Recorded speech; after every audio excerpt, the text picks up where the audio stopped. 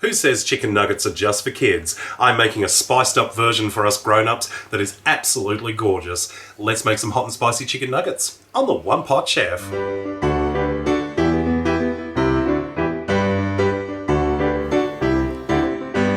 To get started, we need some chicken breast fillets. Now, I've got 2 breasts which I have just chopped up into nugget-sized chunks. Make them slightly bigger than your standard nugget because the meat will shrink down as it cooks. Next, we're going to make our spice mix. In a large ziploc bag, I've got half a cup of plain flour, and to that, we're going to add in our herbs and spices. First, we're putting in a teaspoon of garlic powder, a teaspoon of smoked paprika, half a teaspoon of hot chili powder, and some cayenne pepper. Now, I'm going to leave it up to you how much you want to put in. I'm only putting in a 1/4 teaspoon, but if you want it to be really hot and spicy, feel free to put a bit more in. Season with a bit of salt and some black pepper. Seal up the bag and give it a good shake to mix.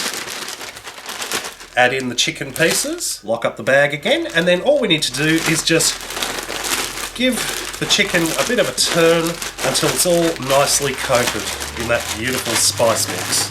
Perfect. Next we're going to crumb our nuggets. First I've got a couple of eggs in a little bowl. I'm going to add a dash of milk because I want to make these eggs nice and runny so we can use them for coating.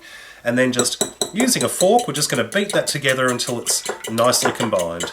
That's looking good, nice and runny. And I've also got some store-bought breadcrumbs. These are just the dry variety. They're perfect for crumbing. So to crumb our chicken pieces, all we do is we grab one of them, shake off the excess flour. It should stick on pretty well. We dunk it in the egg mixture like so. Shake off any excess egg and then straight into the crumbs and give it a nice coating so it's covered on all sides. Then simply place on a plate and continue with the rest. And that's all of our nuggets crumbed. I managed to make about 20 out of 2 chicken breasts. Now, cover this with some cling wrap or plastic kitchen wrap.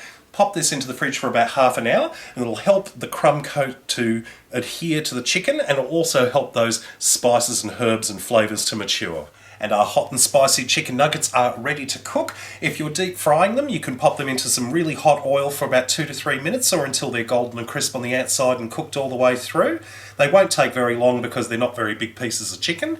But I'm going to do the healthier option today. I'm just going to oven bake them. So I've put them onto a baking tray lined with some non-stick baking paper, and I've just given them a little bit of a spray with the cooking oil, and we're going to pop these into a preheated oven at 180 degrees Celsius for about 20 to 25 minutes, or until they're golden and crisp on the outside and cooked all the way through. Also, give them a flip over about halfway just to make sure that they cook nice and evenly. And here are some of our completed hot and spicy chicken nuggets fresh out of the oven. Look at that beautiful tender chicken meat and that gorgeous golden crumb coat.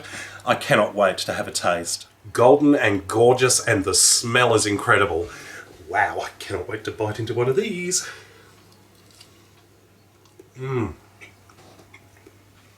Gorgeous. The coating is lovely and golden and crisp. A juicy chunk of chicken inside that. Absolutely fantastic. Now, when it comes to the spices, you can definitely taste the garlic and the chili and whatnot. That being said, it's not searingly hot. I can sort of taste the spice in it, but it isn't really sort of make me go like that. If you want it to be like that, if you want it to really sort of be searingly ear steam popping hot, I'd recommend doubling the spice mixtures and putting a little bit extra of that cayenne pepper in as well, because that is the one that's extra hot. That's the one that will make you go, ooh, hot. So give it a go. I'm sure you'll love it. I'm going to have that other bit there too. I can't wait to bite into this. I'll wait until after I turn the camera off though. Well, I hope you enjoyed this recipe. Check out my other videos at OnePotChefShow.com. And until next time, see you later. I probably should have put more spices into this recipe, but as many of you know, I'm a big wuss when it comes to really hot and spicy food, so I'm just giving you the basic bare bones version, and if you want to make it really psychotically hot, feel free to go for it, but yeah, I'm a bit of a wuss.